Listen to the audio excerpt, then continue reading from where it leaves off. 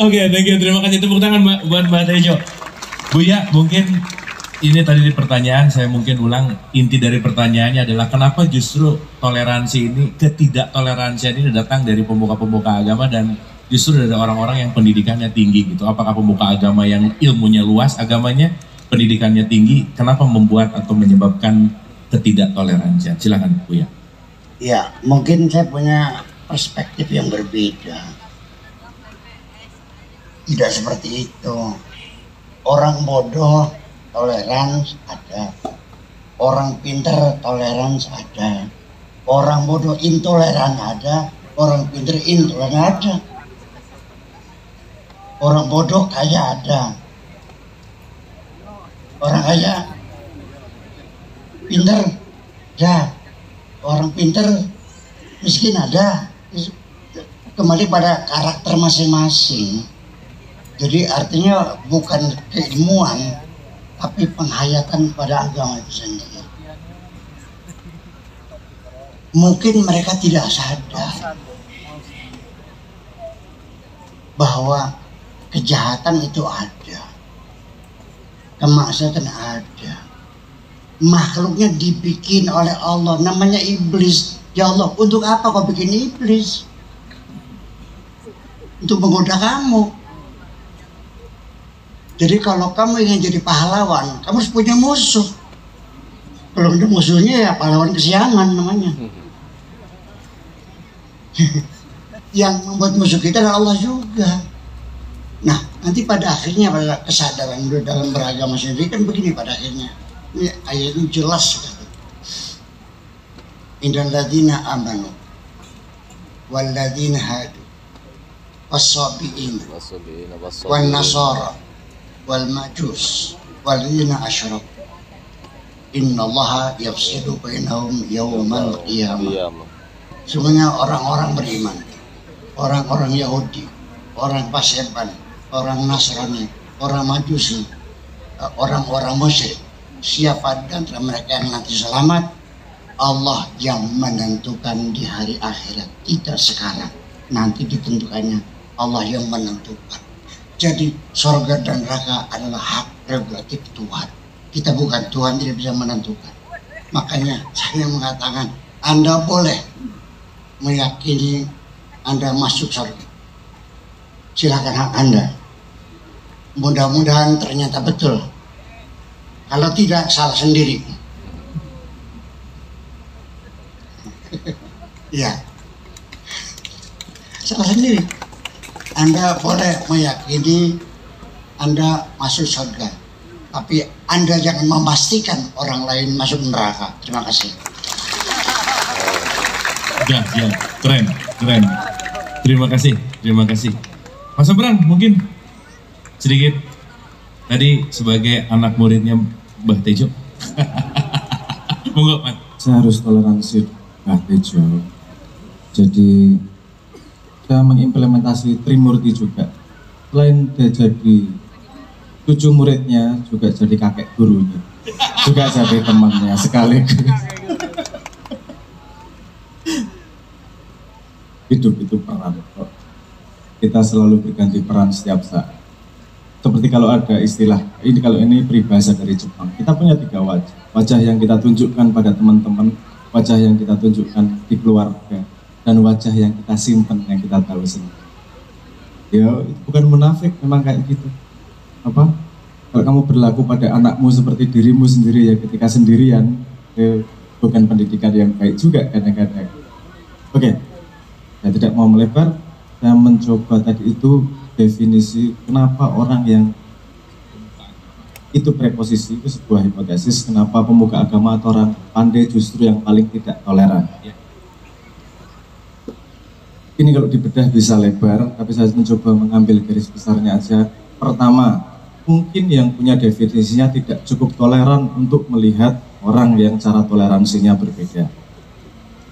Oke, hipotesisnya itu sendiri menunjukkan dia kurang toleran. Mungkin juga bisa salah.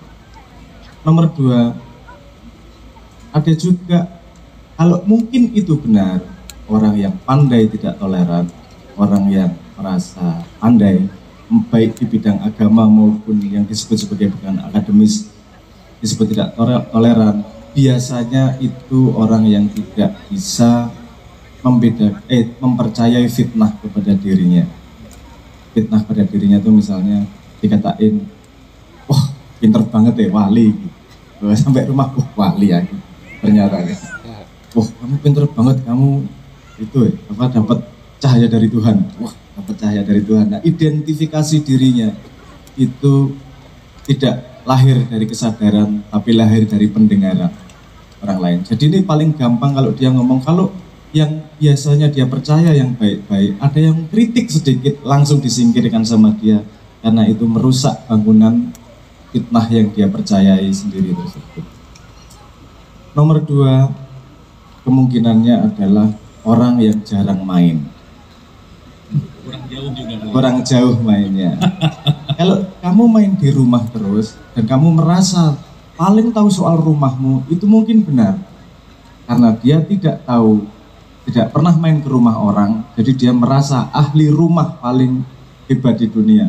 Padahal dia cuma main di rumahnya sendiri. Jadi ada kemungkinan kurang dolan. Itu kancane beliau itu dolan terus soalnya. Jadi semua dibantah. Loh, tapi itu tidak ada orang tahu kalau tidak bertanya. Bertanya itu suci. Kalau niatnya adalah dari tidak tahu menjadi ingin tahu. Kalau niatnya kemudian ngetes, itu jahat. Kalau niatnya menjatuhkan, itu tidak baik. Tapi kalau niatnya dari tidak tahu menjadi tahu, makanya kalau Mbak Tejo ini, saya nggak yakin juga Raka mau menerima dia. Mau disiksa nanya mesti, apa alasannya menyiksa saya?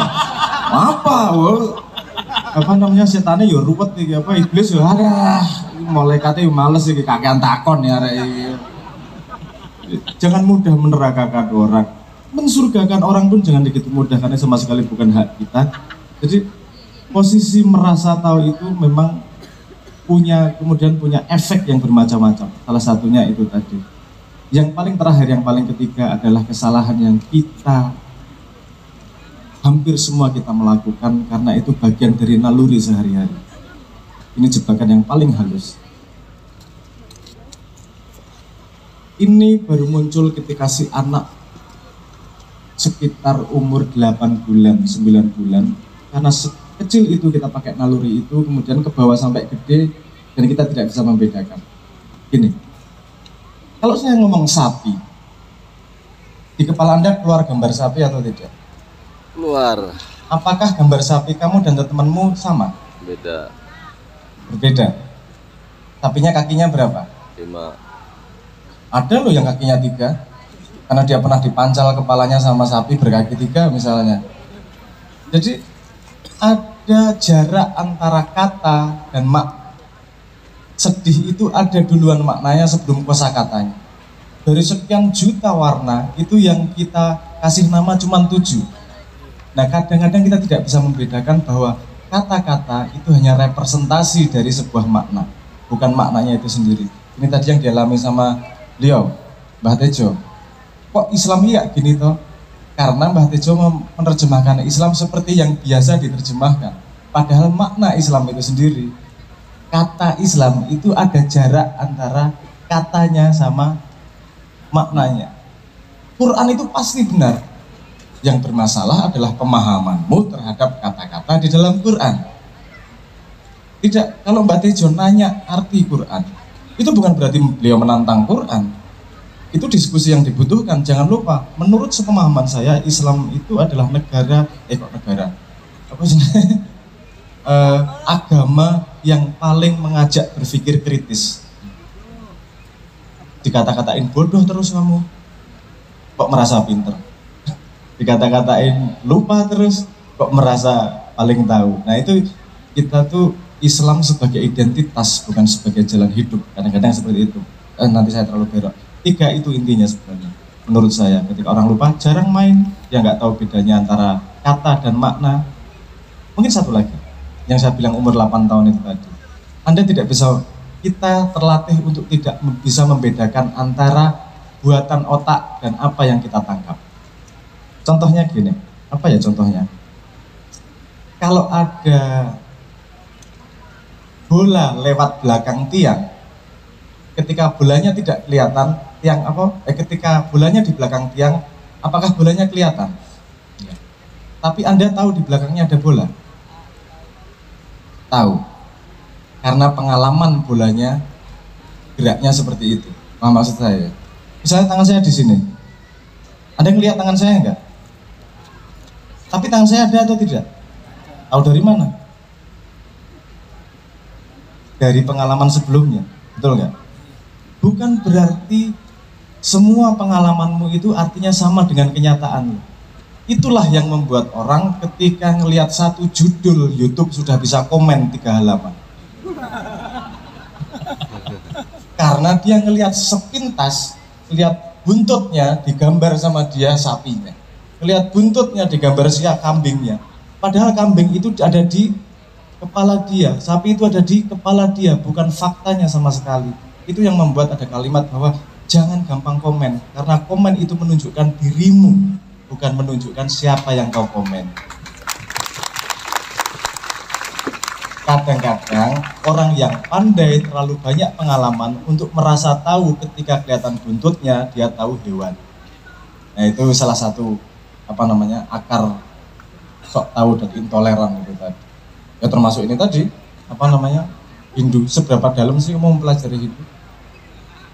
Tahu seberapa dalam tentang 4 jenis Weda yang bermacam-macam? Kalau Anda misalnya salah satu, Anda baca Astaghfara Samhita misalnya, tidak bisa membantah sedikit pun kalau itu ngomong tauhid. Sangat-sangat tauhid. Kalau sekarang labelnya bukan Islam, itu yang membuat kita nggak mau baca. Padahal kalau dia ada, pasti kan ada kebenaran Tuhan yang hadir di situ. Entah 1%, entah 2%, entah 3%, pasti ada kebenaran Tuhan di situ. Orang yang mudah menidakkan sesuatu, dia kehilangan kesempatan untuk belajar dari Tuhan langsung. Terima kasih. Terima kasih. Boleh tepuk tangan buat Mas Abraham. Wah seru ya, mudah-mudahan kita bisa nangkap pemaknaan tadi gitu ya, dengan selalu menyadari bahwa